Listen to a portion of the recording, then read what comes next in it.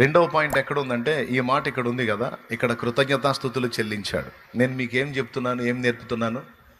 దేవుడు జవాబు ఇచ్చినప్పుడు స్తోత్రాలు చెల్లించటం కాదు, మోకాళ్ళుని నువ్వు ప్రార్థించినప్పుడే ఆ మనవులన్నీ ఆయన విన్నాడని ముందే స్తుతించు, విశ్వాసంతో కృతజ్ఞతాస్తుతులు చెల్లించు. విశ్వాసం అనేది లోకస్తులు చెప్పుకునేది, లోకస్తులు కలిగి ఉండేది కాదండి. మనం కలిగి ఉన్న విశ్వాసం చాలా శక్తివంతమైంది, అది ప్రత్యేకమైంది. మనం కలిగి ఉన్న విశ్వాసానికి పవర్ ఖచ్చితంగా ఉంది, పవర్ ఉంది. దేవుడు దానికి శక్తినిచ్చాడు. ఆ విశ్వాసాన్ని మనం వ్యక్తపరిచే కొద్దీ ఏ స్థాయిలో వ్యక్తపరుస్తామో ఆ స్థాయిలో దేవుని కార్యాలని ఖచ్చితంగా మనం చూస్తాం. అందుకు సందేహం లేదు. నీ విశ్వాసాన్ని మించి నువ్వు పొందలేవు, నీ విశ్వాసానికి తక్కువ కూడా నువ్వు పొందలేవు. నువ్వు ఎంత విశ్వసించావో ఆ విశ్వాసానికి తగిన ఫలం అంత కరెక్ట్గా నువ్వు పొందగలుగుతావు. ఇది దేవుని వాక్యం ఇస్తున్న సత్యం. ఇప్పుడు ముందే కృతజ్ఞతలు చెల్లించాడు. తండ్రి, నా మనవి వినినందున నీకు కృతజ్ఞతాస్తుతులు చెల్లించుచున్నాను. ఇప్పుడే కాదు, నువ్వు ఎల్లప్పుడూ నా మనవులు వినుచున్నావని నిన్ను స్తుతించుచున్నాను. నీవు నన్ను పంపితివని ఈ చుట్టూ ఉన్న వాళ్ళు తెలుసుకున్నట్లు ఈ కార్యము జరిగిస్తున్నావు అని చెప్పి లాజరు బయటికి రమ్మని పిలిస్తే చనిపోయిన లాజరు బయటకు వచ్చాడు. చచ్చిపోయిన వాడిని ఒకరిని తిరిగి బ్రతికించడం, అది కూడా 4 రోజుల తర్వాత బ్రతికించడం అనేది చిన్న విషయం కాదు. కానీ ఆ కార్యం జరిగింది అక్కడ. మనుషుడు ఎవడో చేయలేని కార్యం అది, మానవాతీతమైన కార్యం అది. కానీ యేసు ప్రభు ఒక్క మాటతోనే 4 రోజుల క్రితం చనిపోయి సమాధి చేయబడి రాయి తీద్దామంటే మార్తా ఒప్పుకోలా, వాసన వచ్చింది. 3వ రోజుకి కుళ్ళిపోయి చండాలమైన వాసన వచ్చింది.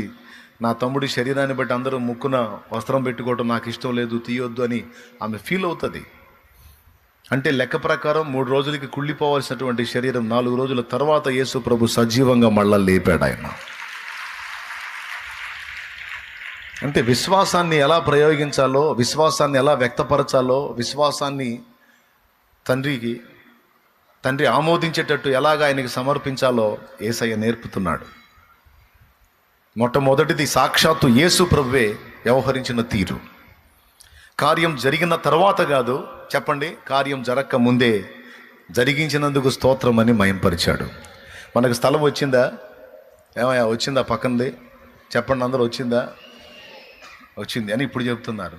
వాస్తవంగా ఇంకా మనకు రాలేదు, వాళ్ళు మనకు అమ్మలేదు, మనం దాన్ని కొనలేదు, దానికి సంబంధించిన ధనం మన దగ్గర ఉందో లేదో కూడా మనకు తెలియదు. కానీ ఒకటే, మీరేమన్నారు? ఆ స్థలం ఇచ్చినందుకు నీకు స్తోత్రం, స్తోత్రం, స్తోత్రం, స్తోత్రం, స్తోత్రం అని స్తుతించారు. విశ్వాసము ఆ పని చేసిద్ది. అయిందాకా కాదు, జరిగిందాకా కాదు, జరక్క ముందే స్తుతించిద్ది. దీనికి రెండవ నిరూపణ, పౌలు శీలల్ని కొట్టి నేరమేమీ లేకపోయినా చెరసాలలో వాళ్ళని బంధించారు, బొండ వేసి బిగించి వాళ్ళని కదలకుండా చెరసాల్లో కట్టి పడేశారు. వాళ్ళు ఏం చేశారో తెలుసా? ప్రభువుకి ప్రార్థన చేసి కీర్తనలో పాడుచుండిరి అని ఉంది. చూస్తారా ఒకసారి అపోస్తలుల కార్యములు? మొదటిదేమో యోహాను సువార్తలో చూశారు. ఇప్పుడు అపోస్తలుల కార్యము 16వ అధ్యాయము 24వ వచనం నుంచి చూడండి. అతడు అట్టి ఆజ్ఞను పొంది వారిని లోపలి చెరసాల్లోనికి త్రోసి వారి కాళ్లకు బొండ వేసి బిగించెను. అయితే మధ్యరాత్రి వేళ పౌలును శీలయు దేవునికి ప్రార్థించుచు కీర్తనలు పాడుచు నుండిరి, ఖైదీలు వినుచుండిరి. ఒకసారి మీరు ఆలోచించండి. స్తుతి కీర్తనలు, ఆరాధనా కీర్తనలు, దేవుని మయంపరిచే కీర్తనలు మనం బాధలో ఉన్నప్పుడు పాడతామా, ఆనందంలో ఉన్నప్పుడు పాడతామా? పెద్దగా చెప్పాలి. బంధకాలు తెగిపోయినప్పుడు పాడతామా, బంధకాల్లో ఉన్నప్పుడు పాడతామా? అరే, బాధల్లో ఉన్నప్పుడు పాటలు ఎట్ట వస్తాయి సార్? ఏడుపులు తప్ప ఏమి రావు. నేను చక్కగా మైమరచి పాటలు పాడి స్తుతిస్తుంటే కొంతమంది ఒక పక్కన కూర్చొని ఏడుస్తూ ఉంటారు. నేను పాడే కొద్దీ వాళ్ళు ఏడుస్తూ ఉంటారు. వాళ్ళు నాతో కలిసి గొంతు కలపరు, మూలుగుతా ఏడుస్తూ ఉంటారు. ఎందుకు వాళ్ళు నాతో గొంతు కలపరంటే వాళ్ళ బాధ అలా ఉంది. నీకేం రా శాలేమన్నయ్య, నీకేం ఇబ్బందులు లేవు, ప్రశాంతంగా ఉన్నావు, ఎగురుతావు, ఏ పాటైనా పాడుతావు, ఉల్లాసంగా పాడుతావు, ఉత్సాహంగా ఉంటావు. మా బాధలో మాకను దేవుడికే తెలుసు. ఈ ఏడుపు, ఈ కన్నీళ్ళు, ఈ దరిద్రం తప్ప ఏమీ లేదు. నీ పని హాయిగా ఉంది, మాకేమో నానా బాధలతో అల్లాడుతున్నామని ఏడుస్తా ఏడుస్తా ఏడుస్తా ఉంటా. అంటే ఇప్పుడు మీకే నా బాధలు నాకు లేవా? నాకు కూడా ఉన్నాయి. నీకు తగ్గాయి, మీకుంటే నాకు తగ్గాయి, నాకుంటే ఎంత చెట్టుకు అంత గాలి ఉంటుంది. అలాగే నాకు ఉన్నాయి సమస్యలు, బాధలు, ఇరుకులు, ఇబ్బందులు, ప్రతికూలతలు, శోధనలు. నువ్వు అనుభవించేవన్నీ నాకున్నా. ఇంకా చెప్పాలంటే మీకంటే ఎక్కువ నేను టార్గెట్ అవుతా. శత్రువుకి ఎక్కువ నేనే టార్గెట్ అవుతా. నిరంతరం వెతకబడతా నేను మీకంటే ఎక్కువగా. మరి ఉల్లాసంగా ఎగిరి స్తుతించి ఆనందించి ఆరాధించి పాడటానికి ఎక్కడుంది? అనుకోవటానికి లేదు. ఎందుకంటే అలా పాడి ఆరాధించి మయంపరిచి ఆయన్ని సన్నుతించి ఉల్లాసంగా నేను వ్యవహరించకపోతే అసలు బతకటమే కష్టం, బతికి బట్టగట్టడమే కష్టం. అలాగూ నేను చేసి మనుగడ కొనసాగిస్తున్నా. దేవుని బలం నన్ను నడిపిస్తూ ఉంది, దేవుని శక్తి నన్ను నడిపిస్తూ ఉంది ఆయన కృపతో. ఇప్పుడు కీర్తనలు ఎప్పుడు పాడాలో యాకోబు చెప్పాడు. ప్రార్థన ఎప్పుడు చేయాలో, కీర్తన ఎప్పుడు పాడాలో, సంఘపు పెద్దలను ఎప్పుడు పిలిపించాలో యాకోబు చెప్పాడు. యాకోబు రాసిన పత్రిక 5వ అధ్యాయము 13వ వచనం నుంచి మీరు చూడగలిగితే, మీలో ఎవనికైనానో శ్రమ సంభవించిన, యాకోబు రాసిన పత్రిక 5వ అధ్యాయము 13వ వచనం, మీలో ఎవరికైనాను శ్రమ సంభవించను, మీలో ఎవనికైనానో శ్రమ సంభవించనా అతడు ప్రార్థన చేయవలెను. అదిగదిగో శ్రమలో ఉన్నప్పుడు ప్రార్థన చేయాలి. ఎవరికైనాను సంతోషము కలిగిన అతడు కీర్తనలు పాడవలెను. అది సంతోషం ఎప్పుడు కలిగిద్ది? బంధకాలు తెగిపోయినప్పుడు, సమస్యలు పోయినప్పుడు, అప్పులు తీరినప్పుడు, ఉద్యోగం వచ్చినప్పుడు, ప్రమోషన్ వచ్చినప్పుడు, రోగం తగ్గినప్పుడు, రిపోర్ట్ మారినప్పుడు, గొడ్రాలికి పిల్లలు కలిగినప్పుడు, ఎగ్జామ్స్లో పిల్లలు ఫస్ట్ క్లాస్లో పాస్ అయినప్పుడు, అవునా? ఇంటికి లోన్ వచ్చినప్పుడు, అవునా? వద్దనుకున్న పెళ్లి పెటాకులైనప్పుడు, కావాలనుకున్న పెళ్ళి అయినప్పుడు, దేవునికి స్తోత్రం, హల్లెలూయా. ఒక్కొక్క కారణాన్ని బట్టి మనిషికి సంతోషం వచ్చింది. అయితే సమస్యలు పరిష్కారమైనప్పుడు సంతోషం, అది మాత్రం గుర్తుపెట్టుకోండి. సమస్యల్లో ఉన్నప్పుడు హ్యాపీ రాదు, సంతోషం రాదు, ఆనందం రాదు. సమస్యలకు పరిష్కారం వచ్చినప్పుడు సంతోషం కలిగింది. కాబట్టి శ్రమలో ఉన్నావా, ప్రార్థన చేయి. సంతోషం కలిగిందా, కీర్తన పాడు. ఈ రెండు చేశారు వీళ్ళు. వీళ్ళకి ఇంకా సంఖ్యలు తెగిపోలేదు, వీళ్ళు చెరసాల్లోంచి బంధ విముక్తులు కాలేదు, వీళ్ళు ఇంకా అందులోనే ఉన్నారు. వాళ్ళ పాదాలకు కాళ్ళకి బొండ వేసే ఉంది, వాళ్ళు బంధకాల్లోనే ఉన్నారు. అయినా సరే వాళ్ళు రెండు చేశారు. ఒకటి, వాళ్ళు ప్రార్థన చేశారు. రెండవది, బంధకాలు తెగిపోకముందే వారు పాటలు పాడి ప్రభువుని స్తుతించారు. అన్ని విడుదల వచ్చినప్పుడు కాదండి.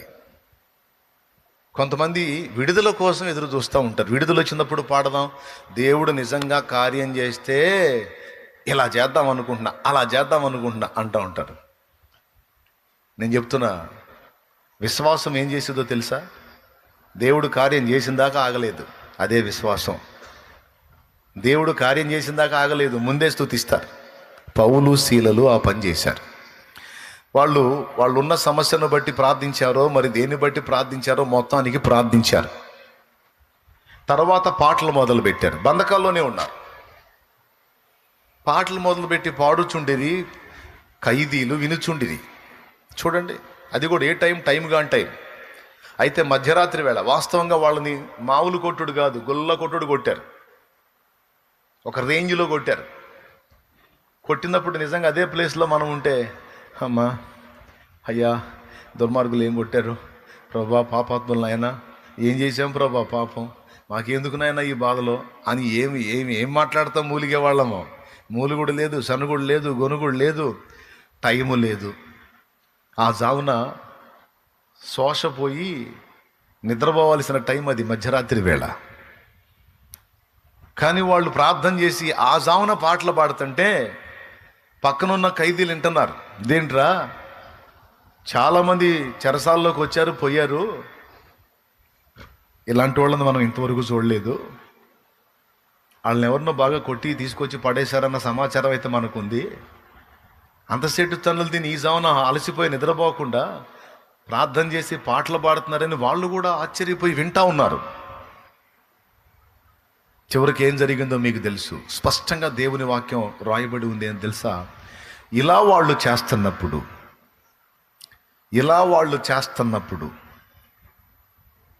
అప్పుడు అకస్మాత్తుగా మహాభూకంపము కలిగెను అని రాస్తుంది. చెరసాల పునాదులు అదరెను, వెంటనే తలుపులన్నీ తెరచుకొనెను, అందరి బంధకములు ఊడెను. వరుసగా చెప్పుకుందాం. భూకంపం కలిగింది, చెరసాల పునాదులు గదిలినాయి, తలుపులు తెరుచుకున్నాయి, అందరి బంధకాలు ఊడిపోయినాయి.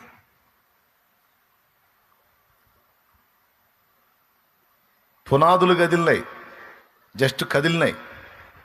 కదిలేదేంది, కూలిపోవచ్చు కంటే వీళ్ళు పోతారుగా లోపల. దేవునికి స్తోత్రం. అందుకని జస్ట్ అట్ట కదిలిచి వదిలాడు. అసలు వాళ్ళు పాటలు పాడుతుంటే పునాదులు కదలటం ఏంది? భూకంపం కలగటం ఏంటి? చూడండి, బంధకాలు ఊడినప్పుడు స్తుతించారా, ఊడక ముందే స్తుతించారా? ఆ స్తుతించిన తర్వాత ఏం జరిగింది? ఎవ్వడు ఊహించని కార్యం జరిగింది అక్కడ. నేను మీకు అదే చెప్తున్నాను. కార్యం జరిగిన తర్వాత కాదు, కార్యము జరగక మునుపే నువ్వు నా దేవుని స్తుతించాలి. దేవునికి స్తోత్రము గానము చేయుటయే మంచిది, మనమందరము స్తుతి గానము చేయుటయే. దేవునికి మహిమ. మొదటిది ఏమిటి? లాజరు చనిపోయినోడు బతకముందే కృతజ్ఞతలు చెల్లించాడు యేసయ్య. ఈడ బంధకాలు ఊడిపోకముందే స్తుతించారు పౌలు శీలలు. అసలు యుద్ధంలో జయం రాకముందే మ్యూజిక్లు తీసుకొని పోయాడు యెహోషాపాతు. ఇది ఇంకా విచిత్రం.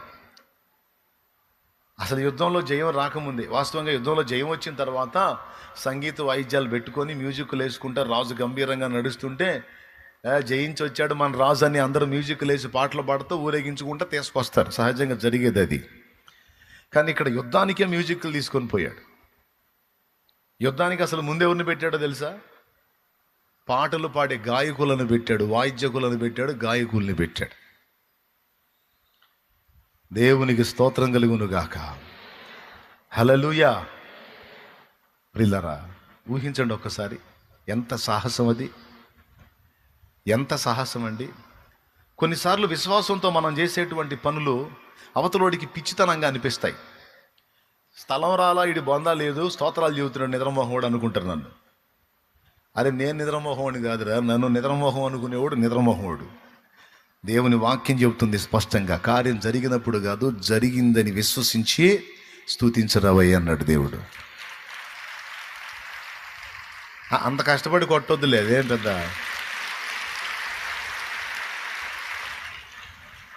రెండు స్థలములలో దేవుడు స్పష్టంగా రాయించాడు. మత్తయి సువార్తలో చెప్పాడు, మార్కు సువార్తలో చెప్పాడు. మీరు ప్రార్థనలో అడుగు వాటి నెలను పొంది ఉన్నామని నమ్ముడి, అప్పుడు అవన్నీ మీకు దొరుకునని మీతో నిశ్చయముగా చెప్పుచున్నాను అన్నాడు. మార్కు సువార్త 11వ అధ్యాయము తీస్తారా బైబిల్ గ్రంథంలో?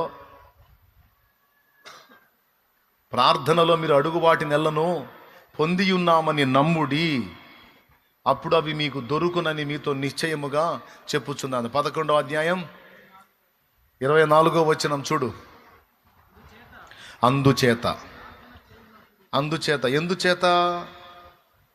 ఎందుచేతనో పైన చెప్పాడు 23లో. ఎవడైనను ఈ కొండను చూచి నీవు ఎత్తబడి సముద్రంలో పడవేయబడమని చెప్పి తన మనస్సులో సందేహింపక తాను చెప్పినది జరుగునని నమ్మిన ఎడలా మనసులో సందేహింపక నమ్మిన ఎడలా చెప్పినది జరుగునని నమ్మిన ఎడలా వాడు చెప్పినది జరుగునని మీతో నిశ్చయముగా చెప్పుచున్నాను. అందుచేత ప్రార్థన చేయునప్పుడు మీరు అడుగుచున్న వాటి నెలను, ఏమండి, ఇవి అవి అన్న భేదం లేదు, అడుగుచున్న వాటి నెల్లని అన్నాడు. అడుగుచున్న వాటి నెల్లను పొంది ఉన్నామని నమ్ముడి, అప్పుడు అవి మీకు కలుగునని మీతో చెప్పుచున్నాను. నమ్మటం అంటే ఏంది? అప్పుడెప్పుడో ఇస్తాడులే అంటాం కాదు. ఇచ్చాడయా, ఎప్పుడో ఇచ్చేది కాదు, ఇచ్చినందుకు స్తోత్రం.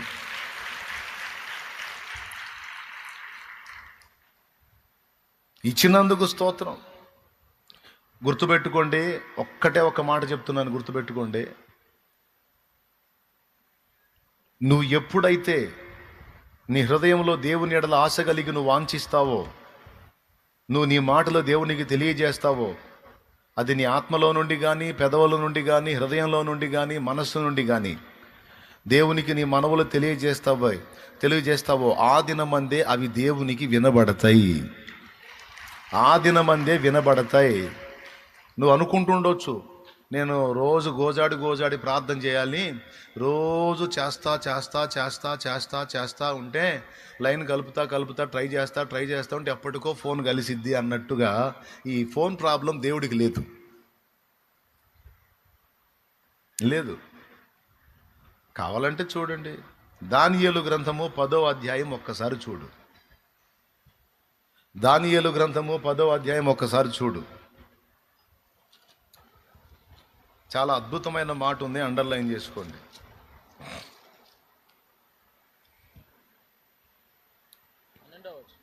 పన్నెండవ వచనం 4వ లైన్ చదువు నాయన. దేవుని ఎదుట నిన్ను తగ్గించుకొని ఆ మొదటి దినము మొదలుకొని నీవు చెప్పిన మాటలు వినబడినవి గనుక నీ మాటలను బట్టి నేను వచ్చి తిని. ఆ మాటను ఎప్పుడన్నా ఆలోచించారా? ఎంత స్పష్టంగా చెప్తున్నాడో చూడు. ఇదిగో దానియేలు, భయపడకుము, నీవు తెలిసి కొనవలెనని నీవు మనస్సును అప్పగించి దేవుని ఎదుట నిన్ను తగ్గించుకొనిన ఆ మొదటి దినము ఆ రోజే, ఆన్ ది స్పాట్, ఆ రోజే, ఆ మొదటి దినం మొదలుకొని నువ్వు దేవునికి చెబుతూ వచ్చిన మాటలు వినబడినవి గనుక నీ మాటలను బట్టి నేను వచ్చి తిని అన్నాడు. 1 సంవత్సరం తర్వాత వినబడతాయా? 6 నెలల తర్వాత వినబడతాయా? రోజు అడుగుతా ఉంటే ఎప్పుడోసారి వినపడతాయా అని చెప్పాలి. అక్కడ నువ్వు ఎప్పుడైతే నీ మనస్సుని దేవునికి అప్పగించి నిన్ను నువ్వు తగ్గించుకొని నీ మాటలను తెలియజేశావో దేవునికి, ఆ రోజే దేవుని దగ్గరికి వెళ్ళిపోయినాయి. ఆ రోజు నుంచి ఈ రోజు దాకా నువ్వు మాట్లాడే మాటలు అన్నీ అక్కడ వినబడతానే ఉన్నాయి. అక్కడ రిపేర్లు ఏం లేవండి. ఇక్కడ నువ్వు పెట్టిన మొర్ర, నువ్వు మూలుగులతో మొర్ర పెట్టినా అక్కడికి వెళ్ళిద్ది, నువ్వు ఆత్మలో మొర్ర పెట్టినా అక్కడికి వెళ్ళిద్ది, నువ్వు పరుండి ధ్యానించినా అక్కడికి వెళ్ళిపోద్ది, నువ్వు ఎలుగెత్తి స్తుతించినా అక్కడికి వెళ్ళిద్ది, నువ్వు మాటలతో మొర్ర పెట్టినా తక్షణమే అక్కడికి వెళ్ళిద్ది. ఇది నేను చెప్పానా? ఉందా? దేవునికి స్తోత్రం కలుగును గాక. హల్లెలూయా.